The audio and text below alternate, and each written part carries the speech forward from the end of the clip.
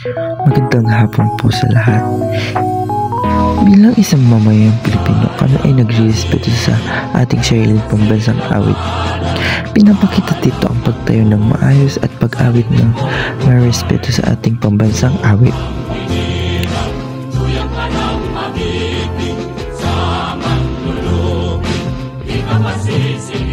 Sa dagat at bundok, sa simoy at sa langit mong rumaw, may nilagang tula at awit sa paglayang minamahal.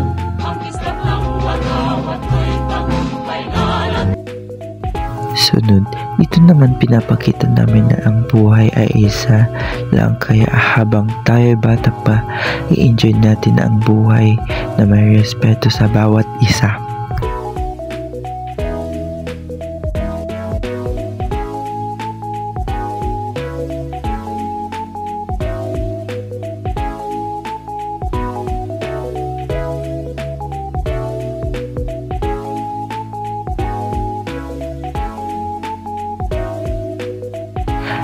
Dito naman, pinapakita ang pagmamahal sa Diyos, ang pagsimba at manalangin palagi.